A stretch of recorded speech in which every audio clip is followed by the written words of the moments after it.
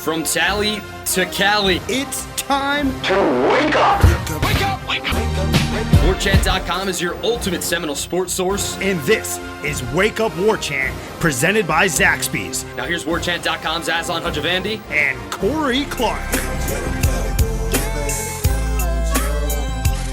Wake up!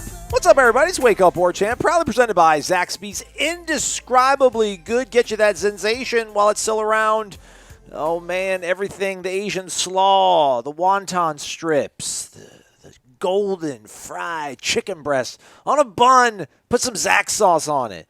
Enhance your life. Also, read Corey Clark's great work over on warchant.com. Irish O'Fell's work, Gene Williams, Michael Langston, everything popping off over at the Ultimate Seminole Sports Source. Promo code Warchant30 if you're not a member of the family. Lots to talk about today, Corey. It's Renegade Express as well. First, though, health check-in. How are you? I'm good, buddy. And as far as Zaxby goes, as my 12-year-old likes to say, it just hits different. Oh, all right. You know what I mean? Slaps. Yeah, it's slaps. Yeah, that's right. It's a banger.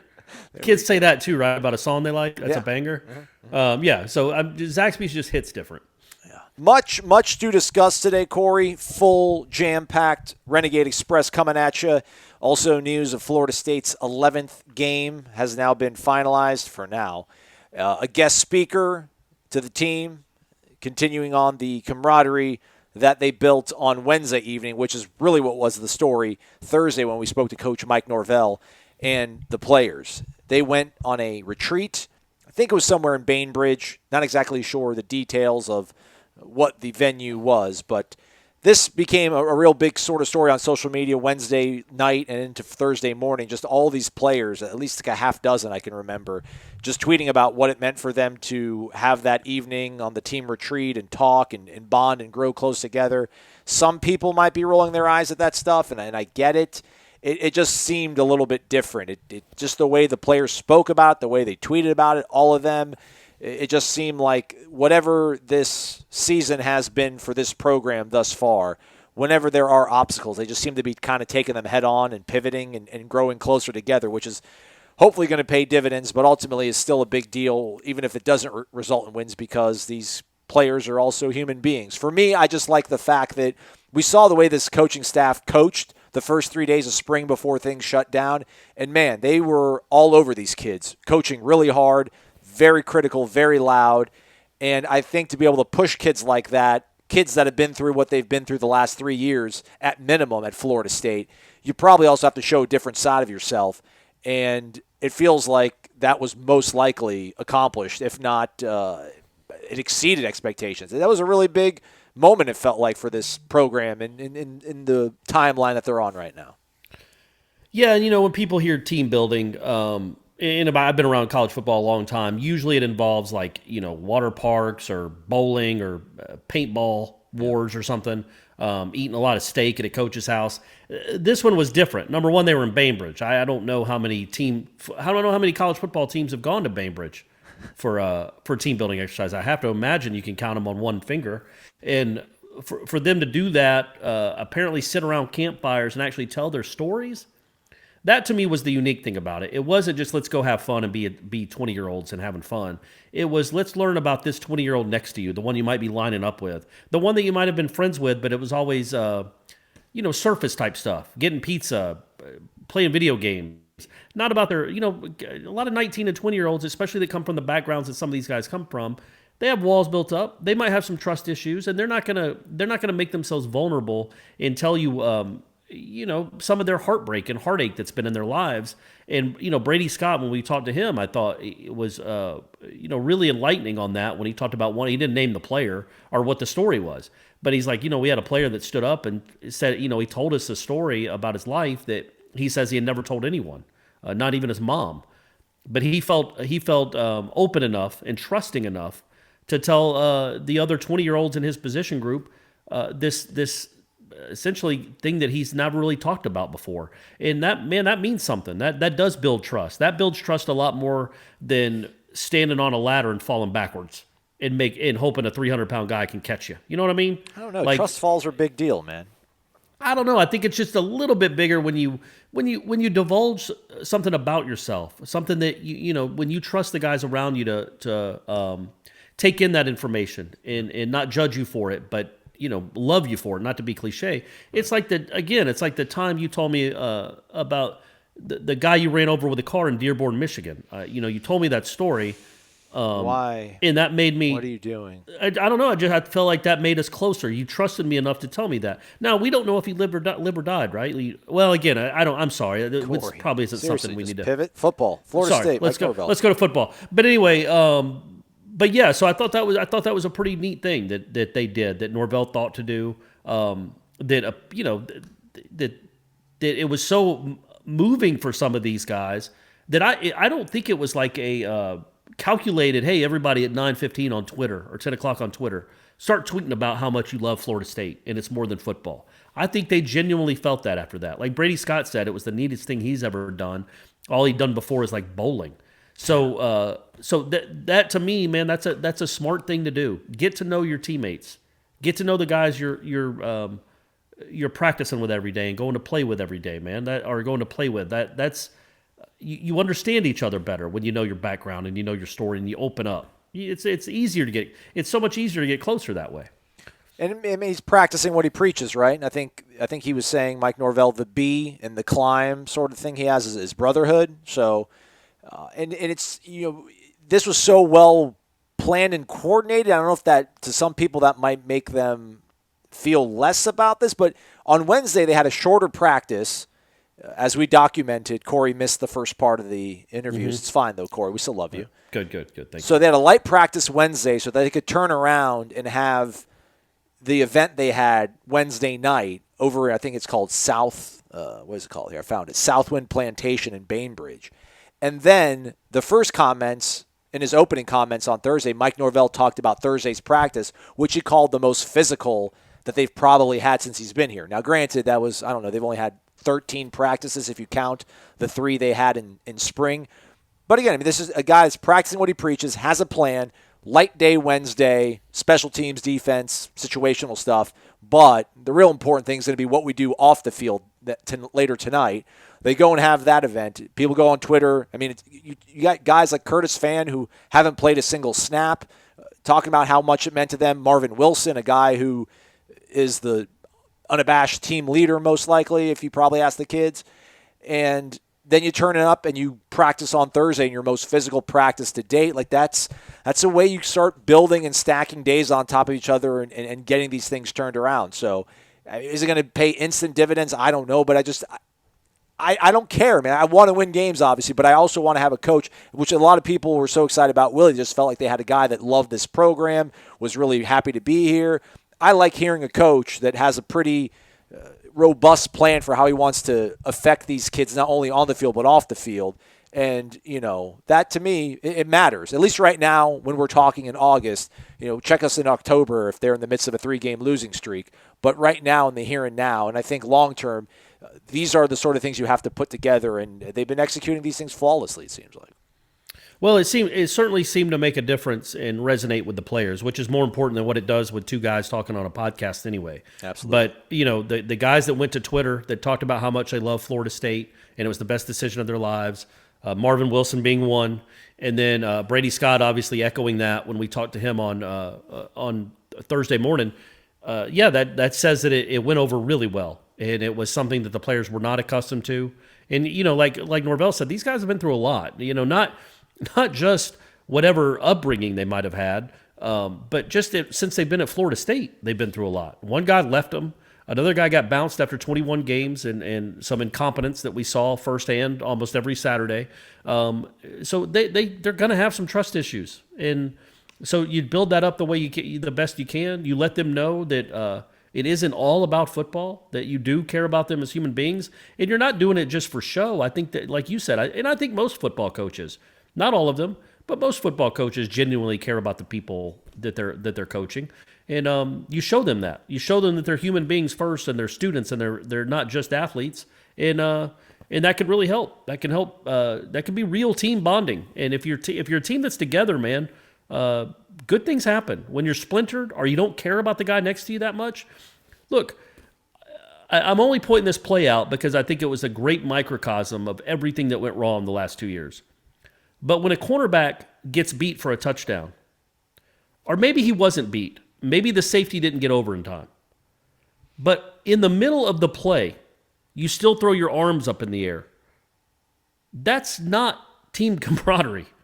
That's a team that just doesn't, number one, doesn't communicate, but also, like, you don't care if you show up your teammate. You're going to make sure everybody knows that it's not your fault, so throw your hands up in the air.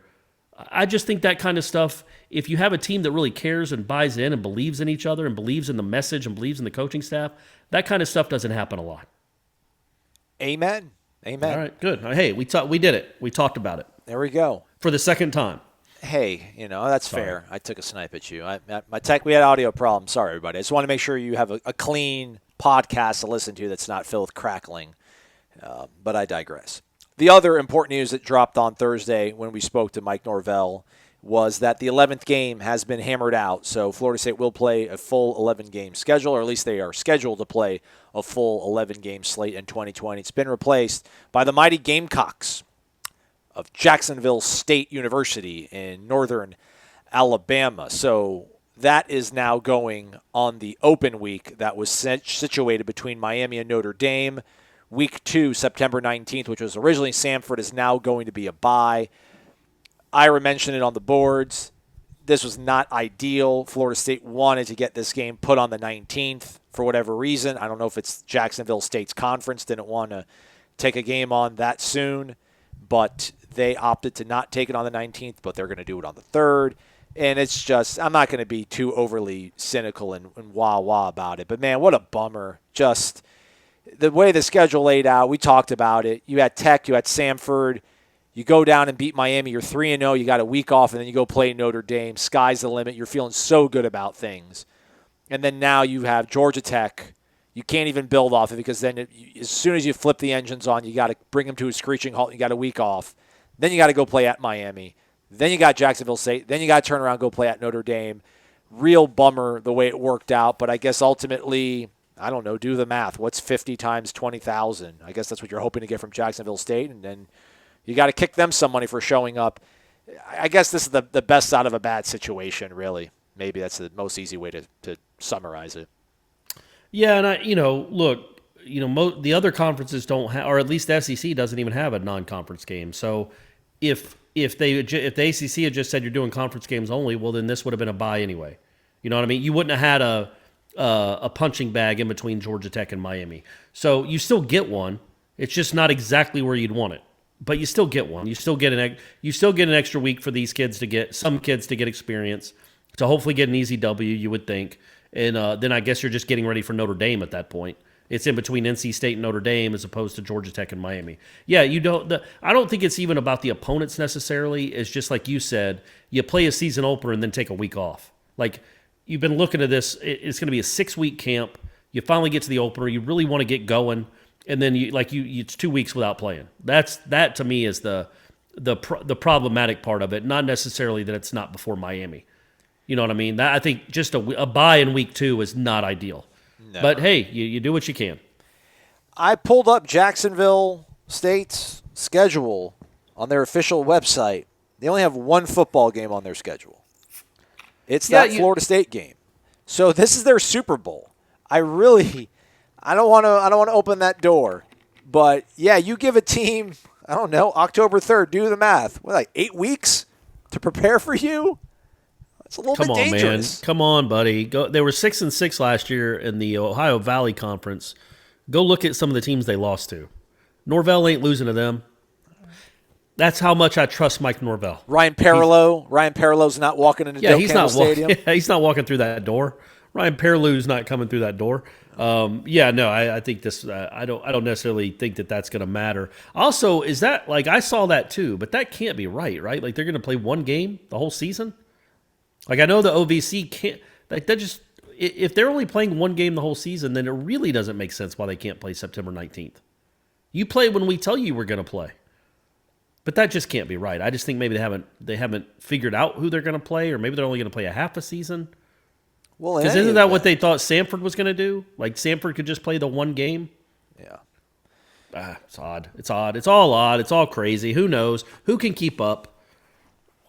You can't keep up. That's the crazy part about it. Let's just hope we get there and we get to see that game.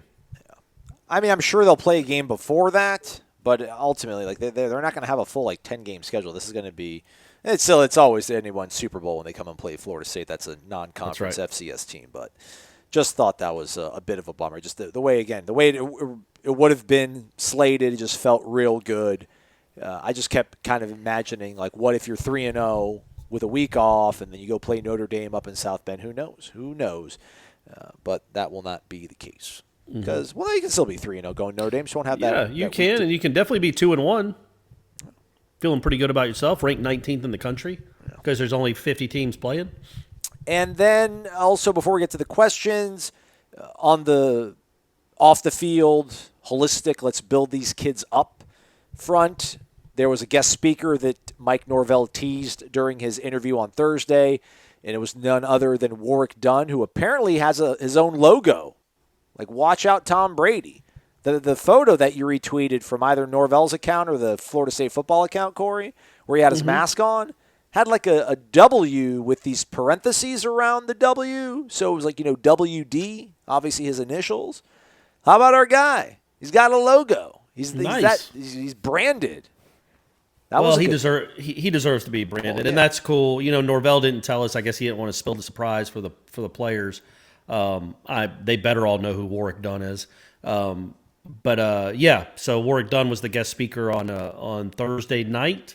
As I tweeted that out, couldn't Florida State just we all want to see that? The soccer players might want to see Warrick Dunn's story. The band members, regular students, me, you, everybody listen to this.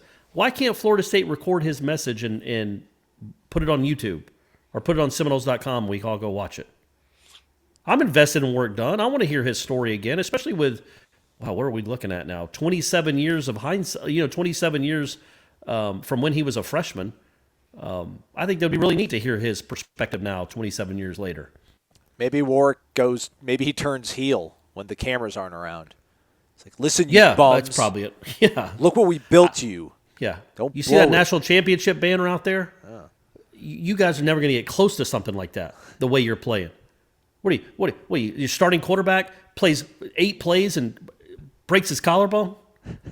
What do we do? Charlie Ward took hits bigger than that every day in practice. He still got up, led us to a national championship, won a Heisman. He had to play Miami back when Miami was good.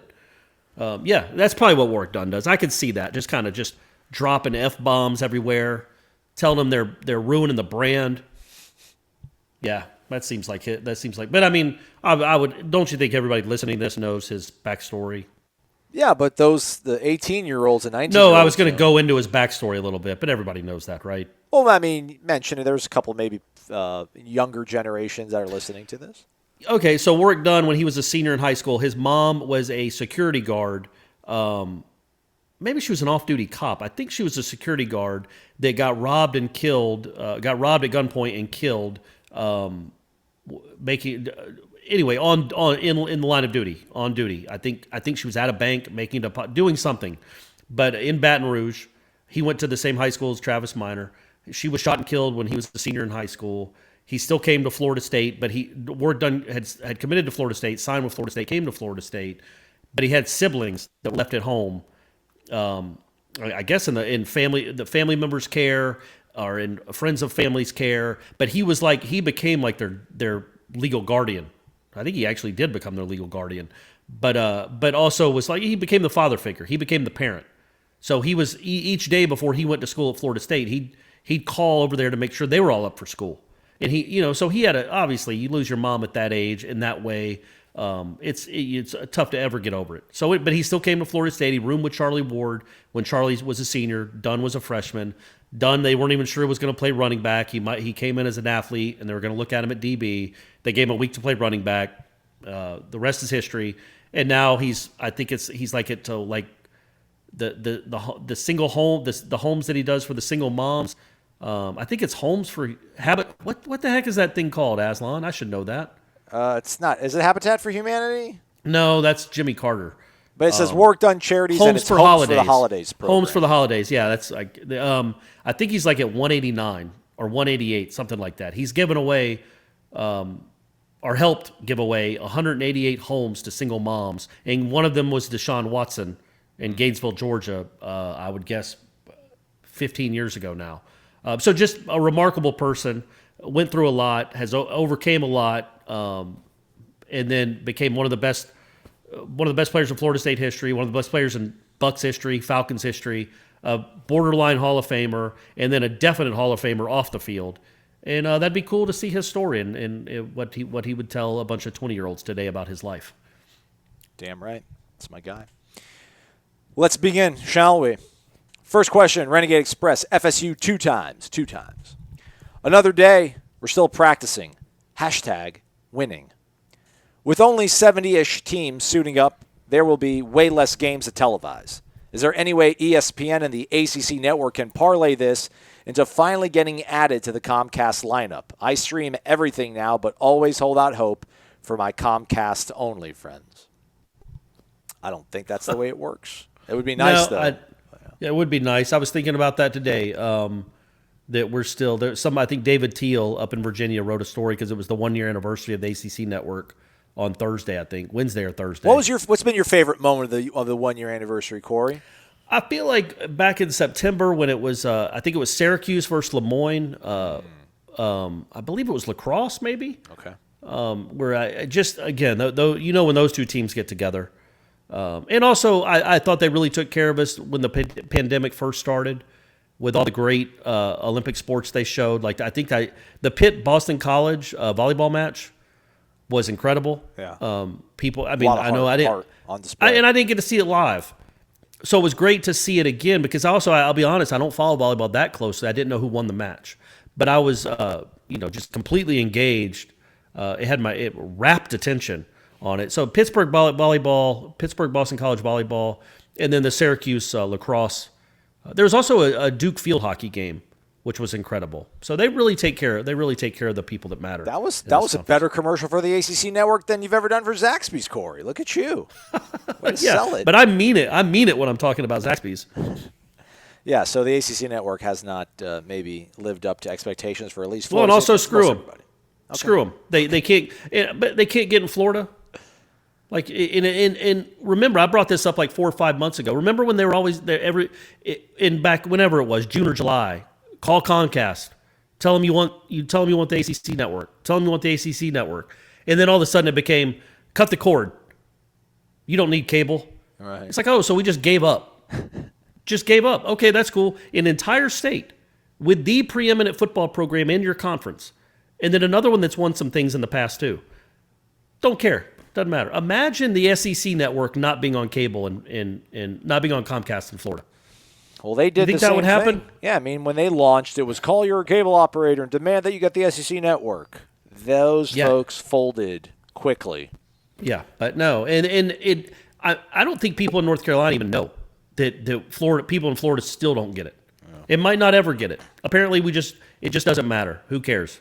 And then if you're one of those people that, oh man, I got YouTube TV now and I'm not looking back, it's awesome. Yeah, whatever. I'm not doing it. Also, I'm never watching a live sports event that I really truly care about. There is a 0 chance I'm watching it streaming. No, it's gonna freeze. It's gonna be a 38-second delay. Like everybody will already see Lillard hit the game-winning shot from 2 minutes ago, and I'm just watching it live. Except I see it on Twitter. No, Like everything else, it's just live sports are not great streaming. They're getting better, but they're not great. And it just angers me that the ACC just stopped caring if people in Florida got it. Just don't care. Don't care. Comcast wouldn't cave. Oh, I guess we give up then. Never mind. That's not unconquered. Exactly right. Exactly right. Good point, Aslan. Mad AMCZ, wake up! I'm still fuming over the Chubba injury. The decision to let a true freshman quarterback go live in the first scrimmage against the best defensive line in college football has me dumbfounded. It's one thing if we had a solid veteran starter and Chubba was going to redshirt and never start, but by all accounts, he had a legit shot to win the job. His arm and mobility could be a game changer for FSU. Now, if Blackman goes down or plays poorly, we are left with Travis and Rodemaker. Teams will scheme for the wild Trav, and unless I'm missing something, Rodemaker is not ready. We've seen nothing from Norvell or Dilly indicating they want Travis slinging the ball. I'm trying to stay positive. Are you guys also baffled by the decision that led to Chubba's early injury? Give me the positives out of this, if any. Either way, go Noles. I don't think there's any positives. I just understand why they were going to let him be live, and I'm not going to second guess it because I was fine with it before then, so I don't want to change my position. We all have the ability to pivot and evolve, but I understand what they were doing. It's something they've obviously done at their previous stops, or at least that's what Norvell says. He lets the young guys become live and practice, and unfortunately this is what happened. Have to live with the consequences, such as life. Yep. I agree with all that. Again, I don't think it's something you do with James Blackman, but mobility isn't part of James Blackman's game. I'll make the point again.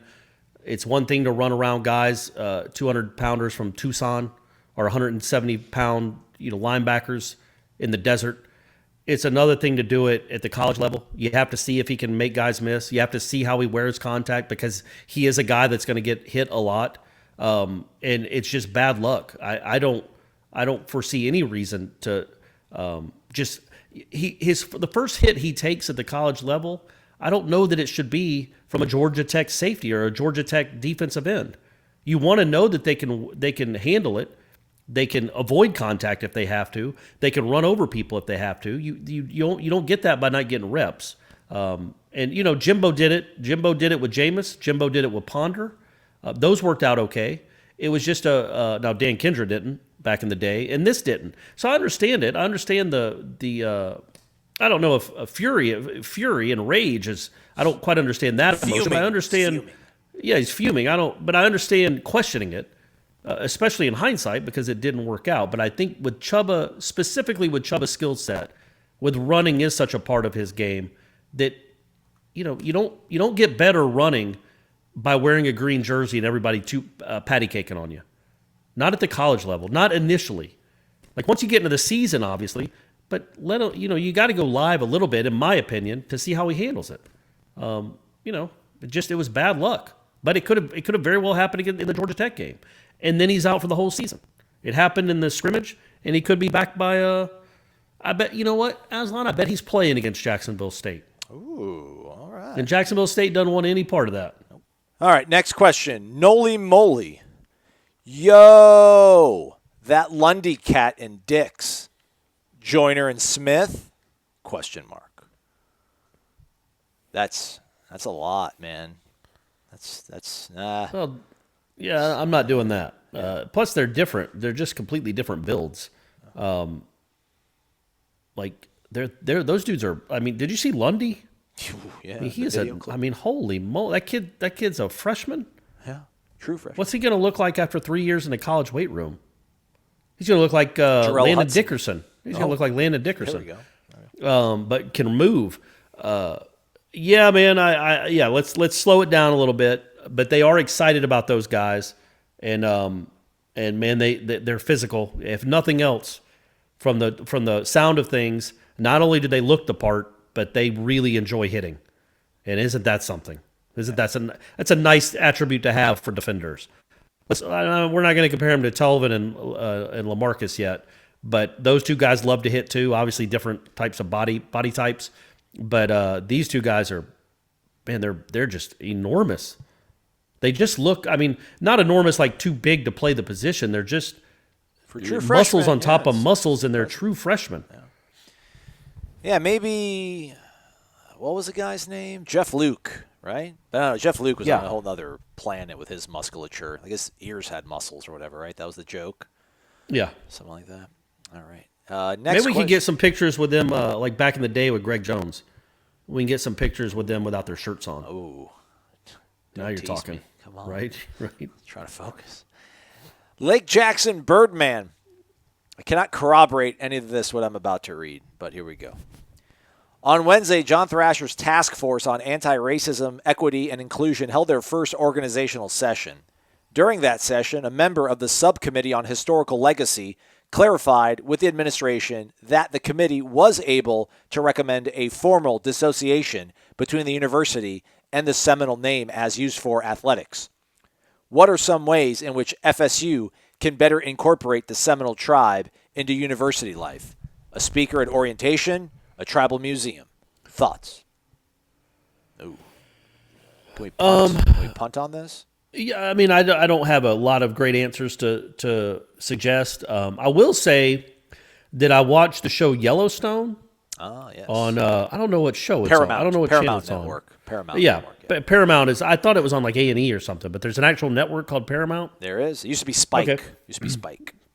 So, in one of the female leads in that is a Native American, and she gets she's a professor at Montana State, maybe, or Correct. Montana. Montana State. You're right. Yeah, and she teaches an entire class on Native American history, and I don't know how many of those classes they have at Florida State, but I think what you could do is make it a mandatory intro class for freshmen to learn about the Seminole tribe and the Seminole legacy. That would be my suggestion. I don't know about athletics what to do, but I think you could do that with the student population.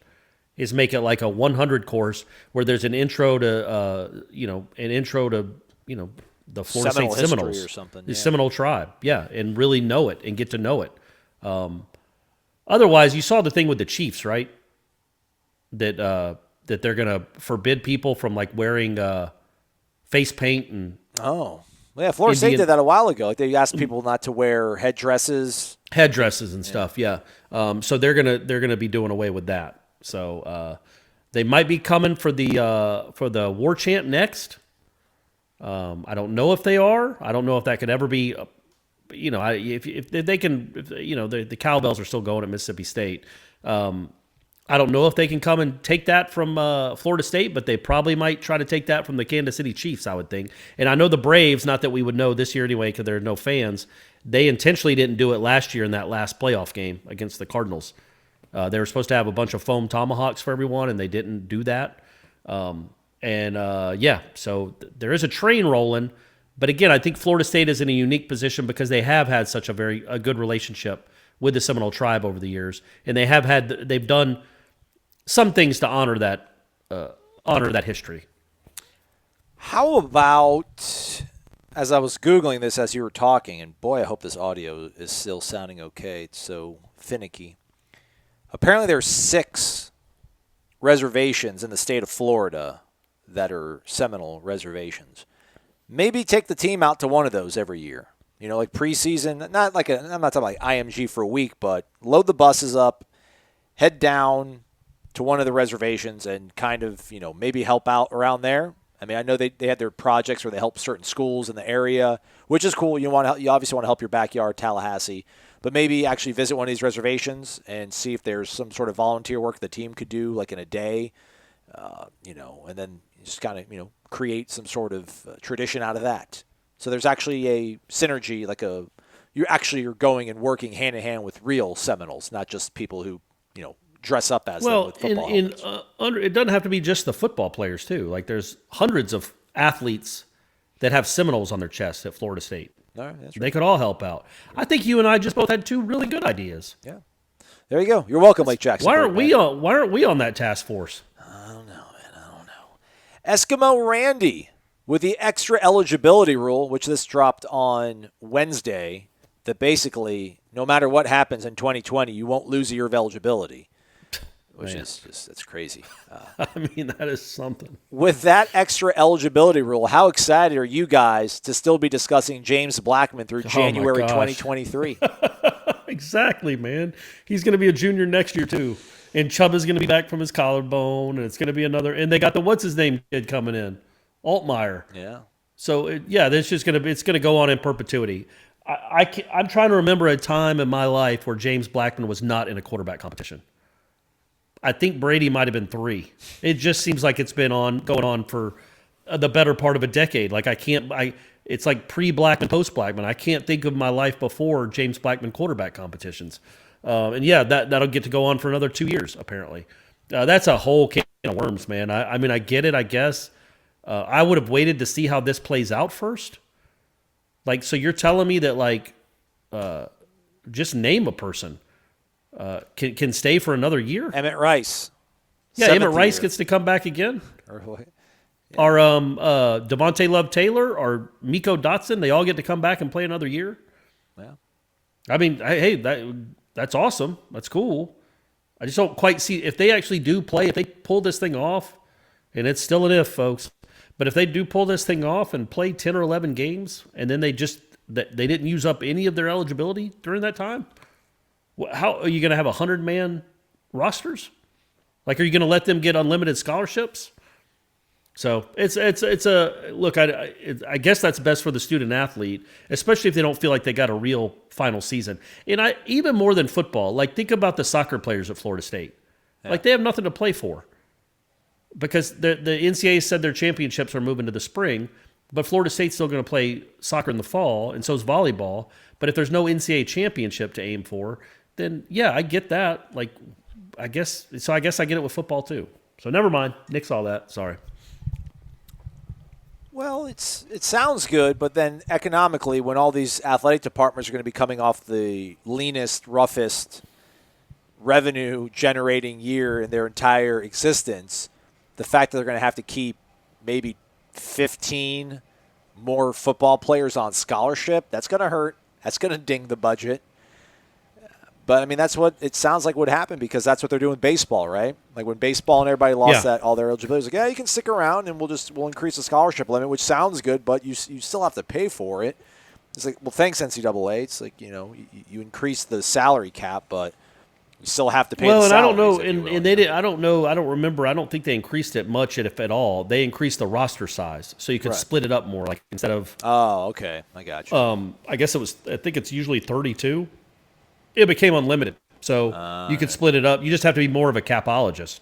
If you're Mike Martin Jr., you have to figure out more of a scholarship because, yeah, he had some guys that he thought was for sure gone that are now still on the team. They had a couple freshmen show up that they probably didn't think they were actually going to get. So, yeah, it's a good problem to have, but it's a problem to make sure everybody is treated equitably and fair. I was thinking about this, though, because people are bringing up, and then we'll get to the next question, sorry, but about how if you make all the students go home except for football players because of COVID, then you can't then say that they're normal students because they're still on campus. Well, as long as Florida State also plays volleyball and soccer, can't you then say, yeah, they are? It's just an extracurricular activity that's university-based. Like, we all know the deal. We all know what makes money, and it ain't volleyball and soccer. But still, if those athletes are allowed on campus, it basically just say any essentially, like, is the band allowed? Do you keep the band on campus? And do you keep anything that's extracurricular, like, I don't know if there's a glee club, but if you keep football, IMs. Soccer, volleyball, not IMs, but football, volleyball, soccer, in the band, then you can make the sort of a logical argument that, hey, if you're involved in something university related for the school, you're allowed to stay on campus and continue to practice. Everybody else has to go home. I think you get away with that. But also, people keep forgetting the soccer teams and the volleyball teams. But they're going to be on campus too. We hope. Sabaxley 12-12. Gentlemen, wake up. 3 weeks from Saturday, we actually kick off playing a tackle football game at Doak. Maybe. Let's go. The addition of Jack State in place of Samford, which was Howard College when Robert Klecker Bowden attended there, is our schedule now better, worse, or about the same? Worse, I think. Yeah, probably a little worse. Yeah. But realistically about the same. I think Samford would beat Jacksonville State, if that means anything, but it's about the same. It's a warm-up before a big game. Instead of the warm-up before Miami, you have a warm-up before Notre Dame. Corey, any new updates on Brady? Aslan, do not let haters get to you. You are the reason I listen to the show. And for updates, when you get called names like that time the guy on Twitter referred to you as Aslan, that still cracks me up every time I think about it. Me too. All right. Updates on Brady. How's Brady doing? He started school digitally up here in Gwinnett County. It's digital for the first 3 weeks. I mean, they changed their minds every week up here. It was, hey, it's going to be, mask optional. Okay, now we're going online only. Oh, no, now we're going to go back to school for a little bit. Oh, no, now it's about online only. They just kept going back and forth. But doing all right. Started school about 8 days ago. It seems to be doing all right with it. Gets himself up every morning. Except for the first time he was here, I got up with him. And then, just sits at the kitchen table and does his work. And and also, here's the real update. I did get him a phone for his birthday. Oh, okay.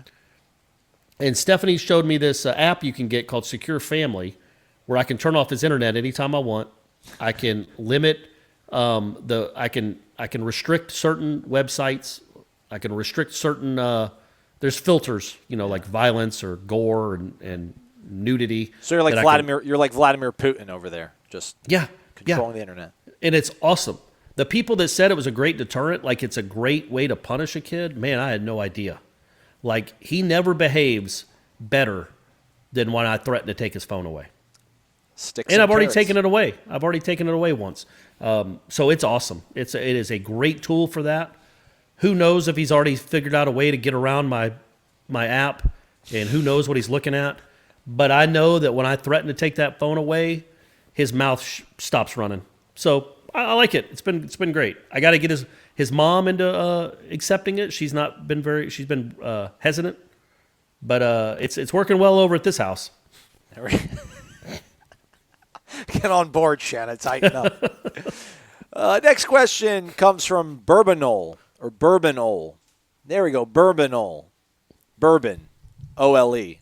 Get it, everybody? Bourbon Olay. There you go. Wake up! Gentlemen, as a resident of the Harbor City, I think I can clear up yesterday's Melbourne issue. It is definitely pronounced Melbourne. My man Alex Mastromano can confirm it's pronounced the same down under. That's all. Don't really have a question this week. Just wanted to sprinkle a little knowledge on y'all. In all seriousness, I love the show, and I don't mind speaking for many of us listeners and saying you are part of many of our daily routines, and we really appreciate the work the entire Warchant staff puts in after week. Cheers. Go Noles. Thanks, man. Yeah, man, we appreciate that. That's a nice message. That's right. So it's Melbourne, Florida? Melbourne. Man, I have never called it. I mean, I guess I don't talk about Melbourne, Florida that much anyway. But anytime I have, the 12 or 14 times it's come out of my mouth, I've always assumed it was Melbourne. So I apologize to the people I was in conversation with. Oh, what's that coast? There's like all these different coasts on Florida, like the Treasure Coast, the Forgotten Coast. I think it's Space Coast. I think Melbourne's Space Coast. No, that's Cape Canaveral. I don't know. Harbor City. Sounds very nice, though. Thanks, Bourbonole. Class of 2008, by the way, his signature says. So look at that. We got younger folks, class of 2008. Okay. Might not know the ins and outs of Warwick Dunn. I mean, that's not that young. Yeah, it's only no 4 offense. Years. Yeah, I mean, it's it's like 4 yeah. years. Yeah, 4 years younger than I am. Man, I'm getting old. Yeah, my buddy was talking about it. He's like, man, Jacksonville State? He's like, didn't we almost lose to them a few years ago? And I'm like, like 2009. He's like, it was 11 years ago. He's like, man, it's been that long? I'm like, yep. Yeah. Yep. Yeah. We are old. Drill Sergeant Porter, wake up! Happy belated birthday, Aslan. Well, thank you. Mine is November 18th. I share it with Big Poppy, David Ortiz, Owen Wilson, Mike Epps, Rapper Fabulous, Sam Cassell, and the great one, Mickey Mouse. I didn't know that. Okay, I didn't know that was the great one. Anyway. Is he saying the great one, comma, Mickey Mouse, or the great one is Mickey Mouse? The great one is Mickey Mouse. Oh, okay. All right. Okay, fair. Question for this week is, have you heard or when do you anticipate them announcing the kickoff time for the first game? Thank you both for all you do. We appreciate it. Keep being the GOAT of podcasts. As always, go Noles. You think there's any chance they have like 10 a.m. games? They try to spread it out like the NBA's doing with all these playoff games? That's. I would really be interested in what the conversations are like at ESPN and not CBS, but ESPN really, not even Fox. ESPN's the one that has every 7 different properties airing a game at one time, it seems like. I feel like the thinking, though, is that I don't know if you're going to have a game day. I guess you'll have some sort of a game day show. Definitely. Yeah, they won't be but it won't be the same. Yeah. Obviously, you're limited only, about 8 cities you would go to. You're only limited to 3 conferences. And you know that, like, nobody on the West Coast, maybe they don't watch anyway because it's 6 in the morning. But nobody in the Big Ten is going to be watching those shows because they're not going to care about a pregame for a season they're not playing in. Yeah. So maybe instead they alter it a little bit and they have some games on, at least like ESPN2, like a 10:30 game or something. Get people up and just have it throughout the day. That would be my thought. But yeah. Oh, and I was going to say, you didn't even mention that Florida State came out with their. Speaking of people in the stands, they came out with their tailgating protocol. Did you see that? Yeah, they're going to allow it. Yep. They again, encourage to wear masks. They're not going to mandate wearing masks. I think they're going to mandate masks, though, inside the stadium. I would hope so. But, yeah, they're going to allow you folks to tailgate. 3 hours, though. I think it used to be 5 hours before kickoff you could start tailgating, but it's now going to be 3 hours. Individual tailgates at your own space. You got to maintain 6 feet social distancing between individuals that are not family and friends. And again, you're encouraged. How in the world is that policed? Yeah. Wait. Who is that? Is she kin to you? Get her out of here. You want me to take your ticket? Get her out. Yeah. I'm going to call the cop. Like, come on, man. What is that? You must keep. Come on. There's no way that's going to be policed. Hey, I hope I get to see it. I hope I get to see people tailgating in some form or fashion. That would mean that there's a football game about to be played, and everybody will be in awe of my toupee. But that again, we're still there's still a bigger fish to fry than whether people are allowed to be in the parking lot before the game. Let's just make sure we get to the actual game.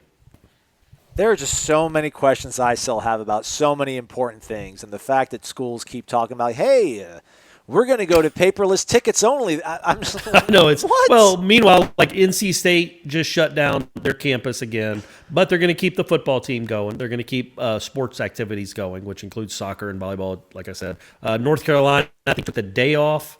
Notre Dame had 5 football players test positive after the outbreak on their campus, so they paused workouts. Yeah. That's the stuff I'm more worried about than whether some people can tailgate out front of Moore Athletic Center.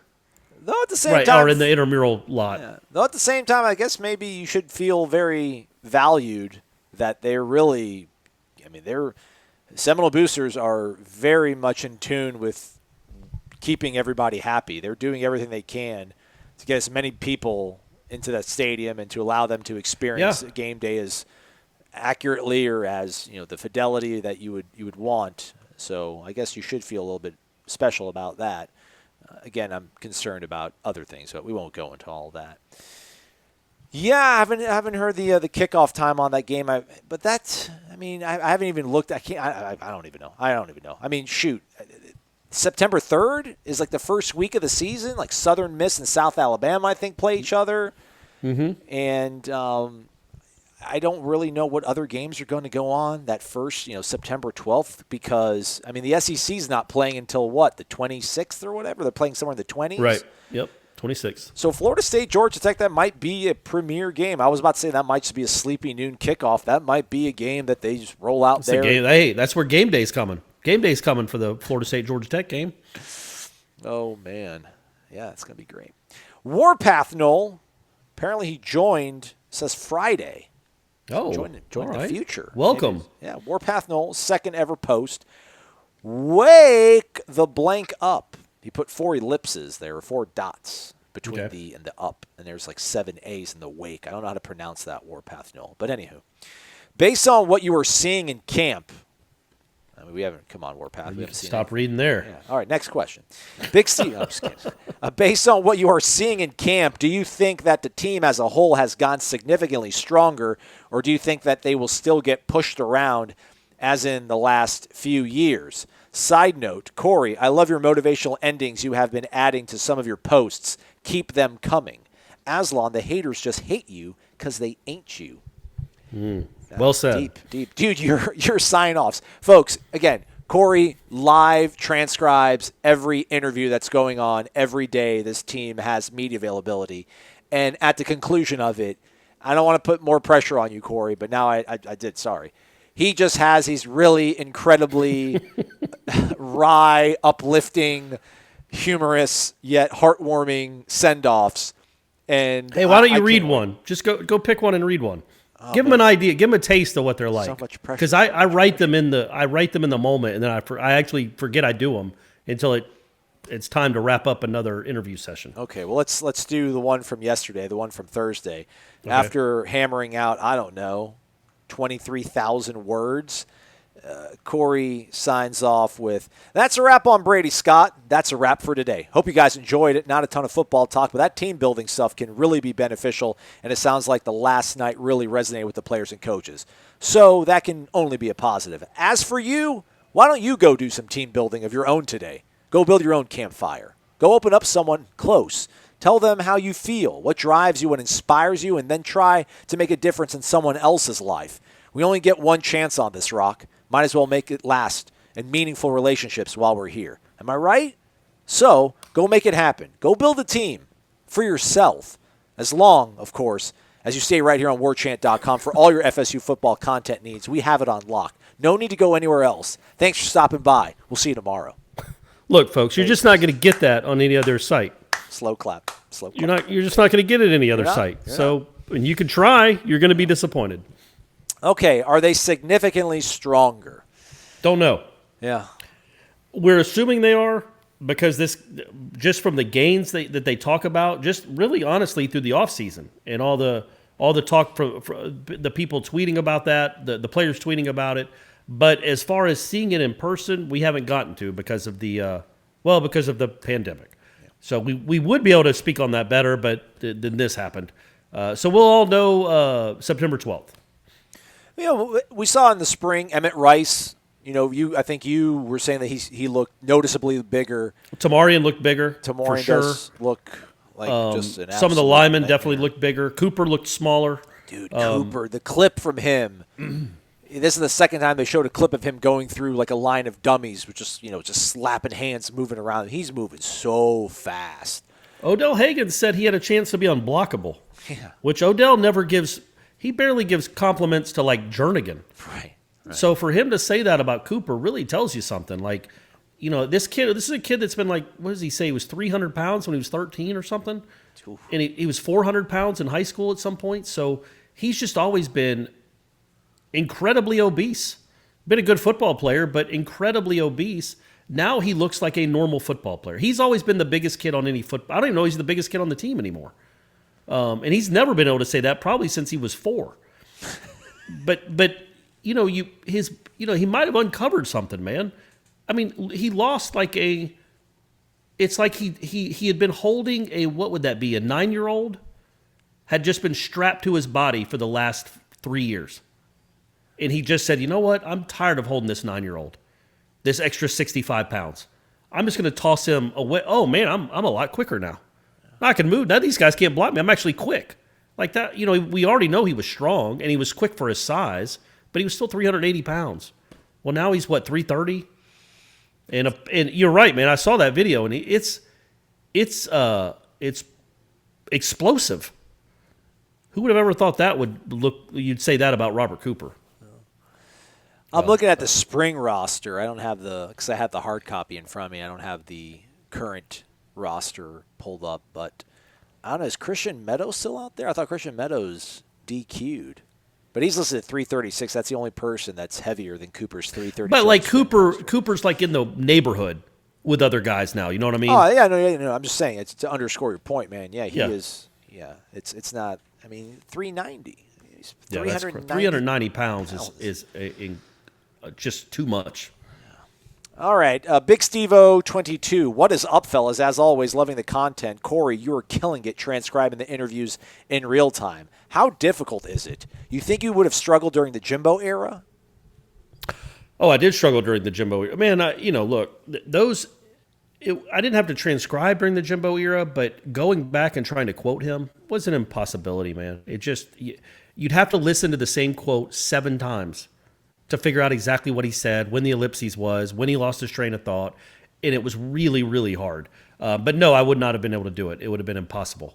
Norvell isn't slow by any means. He's not Mickey Andrews talking up there, but nobody's Jimbo. And it is hard. The hardest part is when you because I guess I shouldn't worry so much about typos, but I do. So every time I spell phenomenal wrong or strength, I can't spell strength on the first try ever. Convenience. That's the word that kills me. That's a tough one too. Yeah, strength, rhythm. There's no chance with rhythm. Oh, geez, HY nonsense. Yeah. So is there an E in there? I think there might be an E at the end, but not. Oh, stop it. But well, that's the mistake I always make. So then it comes up that I misspelled, and so I have to go back and correct the spelling while also trying to listen to what they're still saying. And so that's when the ellipses come in. Is when I couldn't keep going with the quote, so I have to go back and spell something correctly, and then I hear like the last part of another quote, and I just put that in there too. So I can get I feel like I've learned that I can get like 20 words, about 15 words, where if they say 15 words, then move on to a different topic, I can remember them all practically verbatim in a row, how he said it. But after 15 words, it gets really hard. So then I just start making stuff up. I'm not sure this will be a positive opinion among the masses, but I'm not that upset over Chubba's injury. I do feel bad for the guy, as any injury sucks, and definitely wish him a speedy recovery. But don't you think we were putting way too much stock and expectation in him starting? I have read that people were like, he was doing so well, but how do they know? Off 2 highlights in high school film? It seems more like no one wants James to start. I agree with Corey's assessment on him being live. If the plan is anyways to utilize his legs, he has to get hit. I'd rather him get hit and practice and learn how it feels. If you don't want that first hit to come during a game, it surprises you, then you fumble. Yeah, I mean, my whole thing has just been, if you want this thing to get changed overnight, which is not probably a reasonable practical expectation, better improved quarterback play is the number one ingredient. Maybe behind coaching. Probably not. Probably ahead of coaching. So you would hope if you had like a wonder kid freshman quarterback, that is going to, lift you at least 2 more wins that you probably had last season that kind of slipped through your fingers. So that was kind of my whole, it was just the upshot of having a new blood. I'm not over James. I like James. I've continued to like James. I think I've defended James probably more than I should. So I've never been anti-James Blackman. I just thought the way Chubba looked on film, the numbers he put up, and you can say whatever about the level of competition. If you have an understanding of where the ball has to go on time, which it looked like he did, and you can throw it vertically down the field with the accuracy that he has, then by all means, I feel that would have been an encouraging option into the quarterback competition. He's not there. Got to keep it moving. I'm not fuming. I'm not like Matt AMCC. I'm not fuming, but I'm not also Big Steve. I'm not like, whatever. It's a bummer, but, life goes on. Well, and the big thing too is it was going to make the competition better for Blackman. Like it would have raised his game. If Chubba was as good as we think he could be, then Blackman has to play better in practice. I've told you this before, but iron does indeed sharpen iron, and he's going to get sharper if he's got another guy pushing him. That's just how it works. And so he lost a little bit of that. That doesn't mean that Jordan Travis and Tate Rodemaker aren't pushing him, but probably not with the same ferocity that Chubba might have been. Because James Blackman knows who that guy is. He knows he's highly touted. He knows he's coming to trying to win the job. So I think that hurts it more than even if Blackman was going to start all along, even if it was inevitable. The fact that he would have been pushed in practice a little more would have helped everyone. But yeah, it's not like Chubba was a guaranteed starter. I do think there's a thought process. There's the notion that in game 1, are Florida State's chances to beat a not great Georgia Tech team at home, are they better with a kid making his first start ever in college or a kid making his 25th start? Now, you could flip it around and say, well, the first 24 starts didn't seem to translate to a lot of wins, so why would this be different? And I would say to you, that's a fair point. Well said. I can't really argue that. But, I think if Chubba was going to win the job, he would have had to win the job. It couldn't have been, I don't know that he was going to start week 1 as a true freshman if it was close. I think you go with James, and then that you have Chubba in there as if James struggles. I don't think you do it the other way around. Now you don't have that choice. It doesn't matter. But, I still think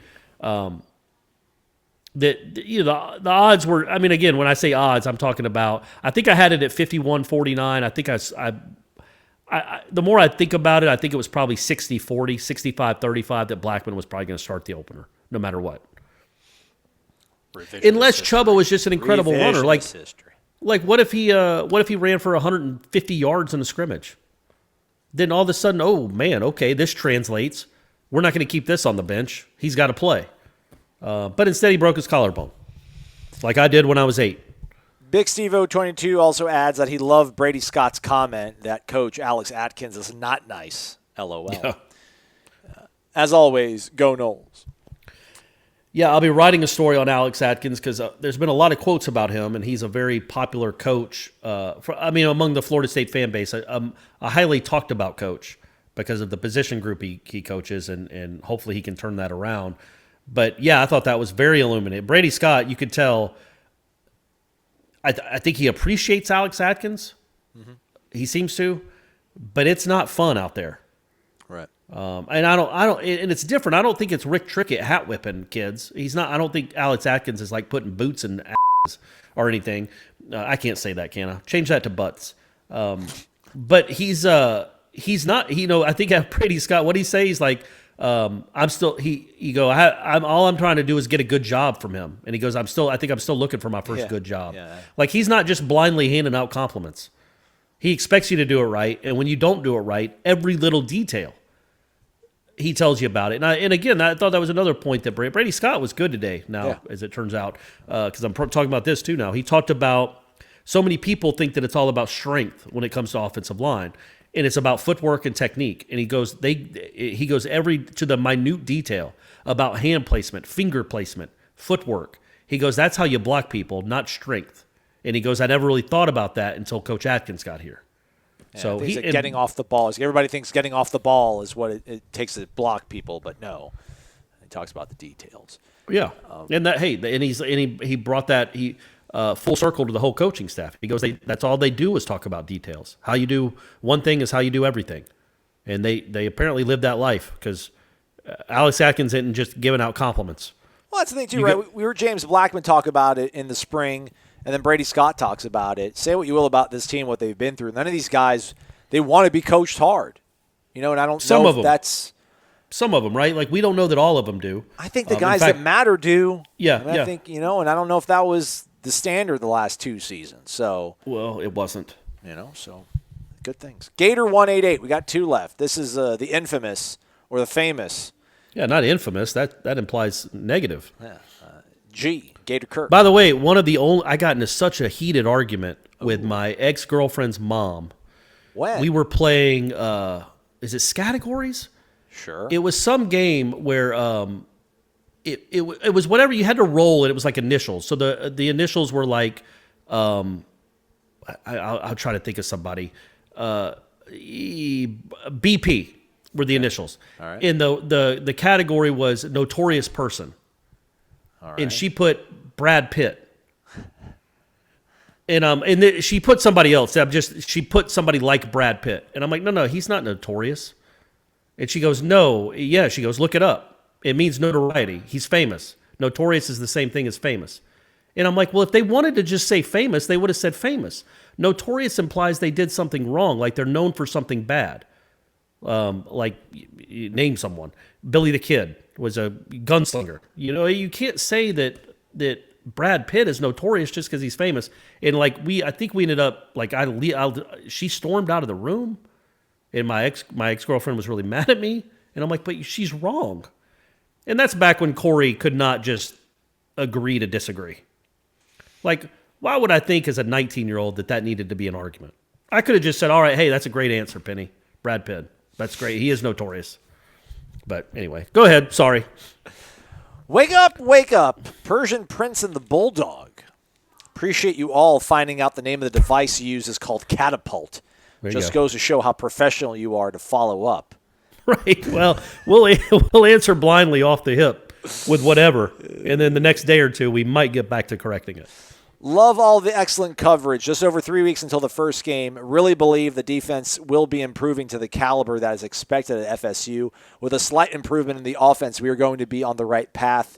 You guys keep grinding, and remember, 1% better each day. Thanks. That's how we live our life. Well, I live my life a quarter mile at a time. Which probably is what needs to be preached at Florida State, but it's, we'll do climb for now. We'll do 1%, but eventually they're going to be living their lives a quarter mile at a time too. Yeah. Let's go to Gibson 72. Well, we didn't. Did he ask a question? Or, no, we appreciate the message. That was very nice. Just tell us to keep grinding and appreciates all the excellent coverage that we've been doing. So thank you, G. Thank you. Last question. We made it, Corey. Gibson 72. Wake up, or rather, all caps. Wake up! Nothing better than doing the drive-thru at Zaxby's and listening to Wake Up Warchant. It is Zalad time, gentlemen. I have not heard much about Tate Rodemaker. How much of a chance do we see him with playing early, with Chubba now being out? Great to see Norvell, TC being, taking care of business. Can't wait for the season to start. Thank you. Thank you very much. I think his avatar, he might be an Elvis impersonator. Oh, man, if he is, I think he is. What's his name? Gibson 72. Apparently his signature says his full name, which I won't say.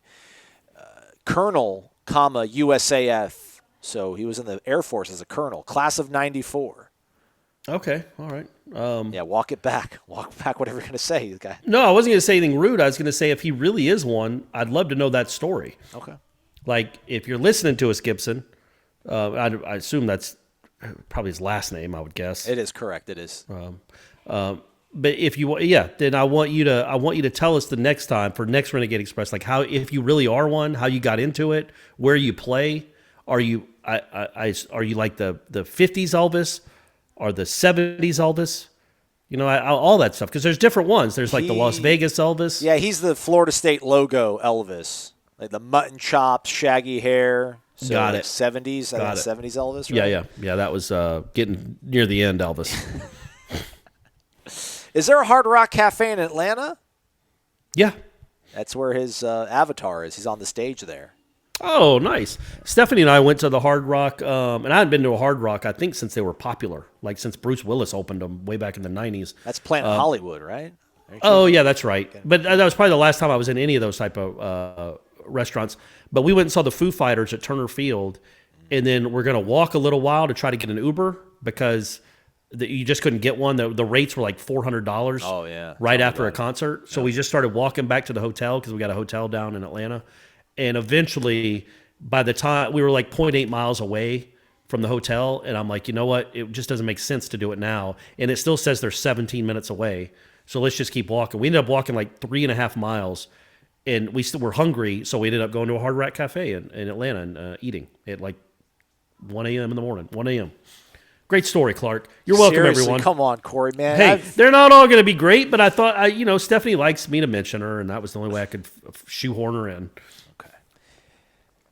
Yeah, Tate Rodemaker. I don't know where he fits into the plans. It does seem like it's James's job to lose. Jordan Travis makes sense to have a specialized package, but if James does go down, that's I guess that might be the question there. We probably will be more likely to see Jordan. You sound like you're sighing there, Corey. I'm sorry. Did you want to go? Did you really want to jump in here? Did I cut you off? Oh, no, I didn't. If I was sighing, I didn't mean to. So it was an exhale. It was a strong exhale. Oh, sorry. Yeah. Would you please shut up so I can talk? My turn. No, I didn't mean to sigh. I'm sorry. I think we're more likely to see Jordan Travis play, but maybe Tate Rodemaker if like Blackman goes down in a game, maybe they'll be more comfortable with Tate doing some more of the conventional passing offense. Maybe that might be the question I would have is just I think it's James Blackman's job to lose. Jordan Travis will see action probably in certain situations with the wild Trav stuff, although I don't really think Memphis ever ran that kind of stuff, and I don't know if Auburn did last year. I don't know if Joey Gatewood was still there. I know he transferred out, but I think it was like Bo Nix the entire time. But it might be one of those things where if Blackman goes down for an extended period of time, maybe Rodemaker would see more action than Jordan would in that situation. But if James is healthy, I don't know where Tate fits into the plans. Well, and I just think for now at least, like we said, we don't get to watch practice, but he hasn't mentioned him by name. I don't think once. Now he hasn't mentioned Jordan Travis by name either, and the only reason he mentioned Chubba by name was because he got hurt. Yeah. But the only quarterback he's mentioned by name in the first 12 practices, or no, I guess 9, whatever they're 9 or 10 since camp began, is James Blackman. So if Rodemaker was really making a push, if he thought there was a chance, I think, and maybe he'll do it sometime in the next week and say, "I'll tell you who had a good day today was Tate Rodemaker. He was throwing the tar out of the ball," whatever he'd say. I don't think Mike Norvell talks like that. That was weird. Spinning it. He's really spinning it. Ball placement, hand talent. But he hasn't mentioned him at all. So if you're a true freshman, really in the midst in a competition where you could win the job and be the starter against Georgia Tech in the opener, I feel like by now, or at least coming up in the next week, you would be starting to be talked about. But again, we'll ask. We can ask. In fact, you should do that tomorrow, Aslan. Ask him how Rodemaker's doing. Like, make him talk about Rodemaker and Travis. Now he'll probably say they all doing a good job. But you can at least try to pin them down. All right, boss. Thanks. I'll do that. I'll be busy transcribing like a fiend, thinking of what I'm going to say, how I'm going to get the weekend started for all the subscribers, the inspirational message I'll give them. Okay, there we go. By the way, you talked about me sighing. The thing that happened a few days ago where I was on a stupid rant about COVID. Not stupid, but probably stupid for this platform. And I thought you said none of this is going to make it anyway. Like, basically stop talking. Stop talking. Yeah, you thought. I think you thought I said I'm going to delete this anyways. Yeah, you said I'm going to delete this anyway. But what you actually said was, what? I'm not going to argue. I can't argue about this again. Like, I don't want to talk about this again. Yeah. So Shanna texted me a couple of days ago after she listened to it, and she's like, wake up Warchant Monday morning, Aslan. I can't talk about this again. And then she's like, now he gets a glimpse of what it's like to be married to Corey Clark, or try being married to Corey Clark. So yeah, y'all all, and I'm like, well, he's been with me for 3 years now. It's a relationship that's or 2 years. What do we start? 2018. So yeah, a little over 2 years. Over 2 years. So yeah, you're starting to get the feel that Stephanie and Shanna and scores of other women, and I seriously, I'm talking about scores have had to deal with over the years. Well, I just, we didn't have a retreat, but I've done reflection, like in the last few months, about, why is Corey the way he is? I think you're the product of having a father who was a successful litigator. So I do think you're constantly trying to make sure that your arguments are watertight. So right. When I'm like, man, Corey, you're going on about this, it's just you're really trying to make sure that you clarify your point to the nth degree. I also think the reason that you like Nate Bargatze so much as a comedian is because he pretty much looks and has the mannerisms of a grown Brady Clark.